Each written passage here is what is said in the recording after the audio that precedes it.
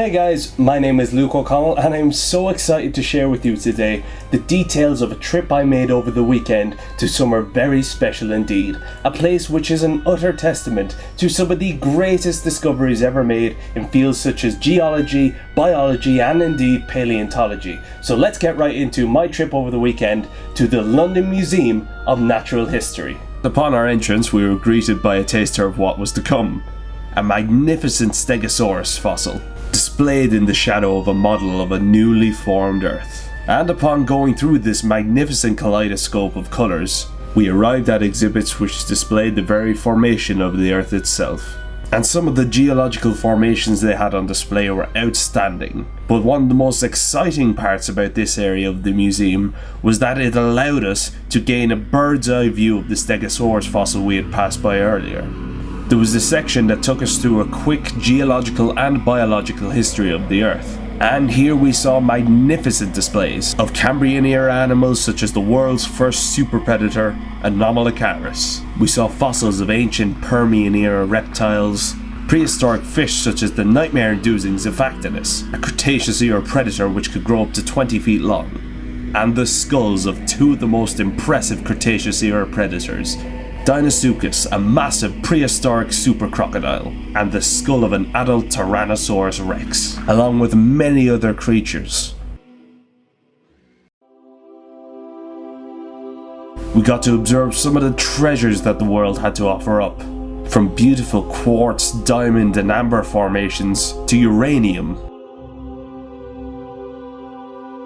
We walked through a biological gallery of magnificent bird species,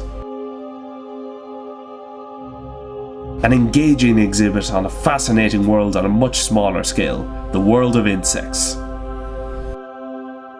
All before arriving in a gallery which had on display some of the most magnificent marine reptile fossils you will see anywhere in the world, with dozens of ichthyosaurs on display, and pliosaurs such as the enormous Romaleosaurus. There was even mosasaurus fossils on display, all alongside the colossal bones of a prehistoric giant sloth, Megatherium. A sort of odd placement in this gallery, but nonetheless impressive.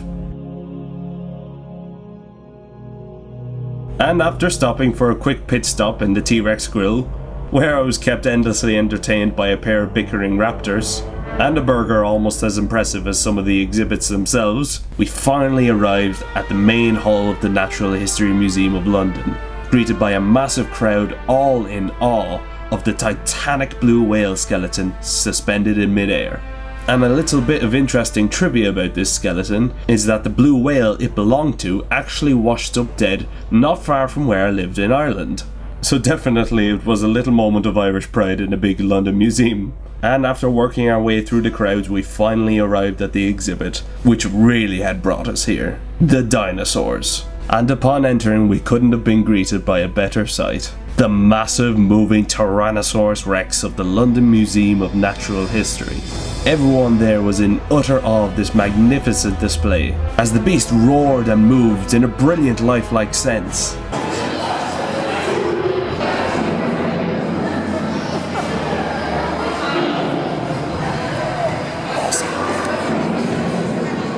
And from there we entered this absolutely amazing display.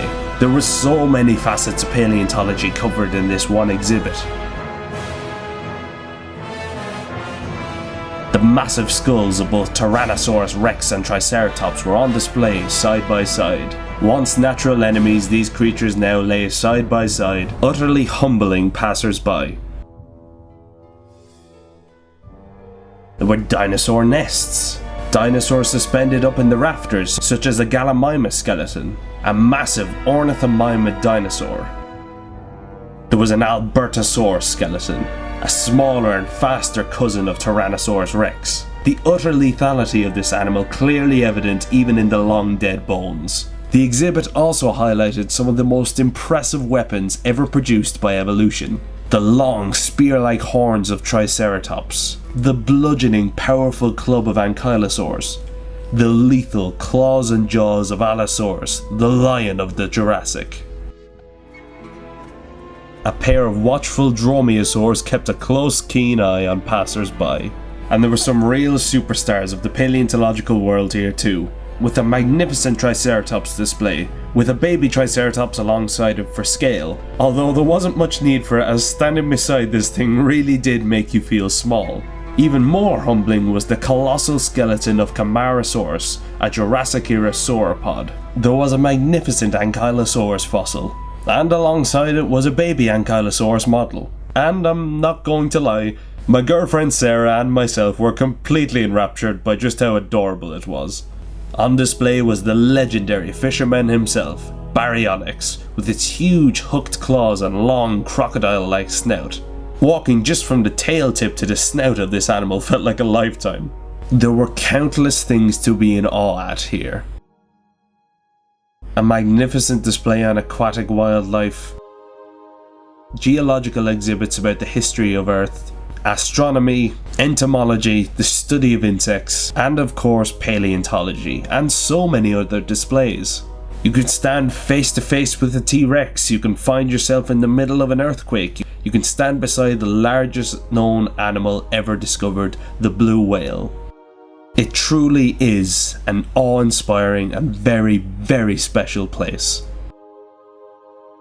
And even after spending a whole day looking at dead dinosaurs, there was plenty of time to marvel at many of the living ones, both in the wonderful aviaries of London Zoo and the wonderful birds that have managed to make themselves a home in this urban environment alongside us human beings. So needless to say guys, I would absolutely without a doubt recommend the Natural History Museum of London to anyone, even if you don't have necessarily an interest in paleontology. If you are interested in any kind of science, definitely give this place a visit. And if you like, I can do more videos like this in the future on different paleontological attractions all across the UK, as this is a place filled with different kinds of museums, very important fossil sites historically speaking, and even just very cool dinosaur themed attractions in general. So let me know if you'd like to see more, and even if you'd like to recommend some places that I could visit. But for now, thank you very much for watching, and I hope you've enjoyed it.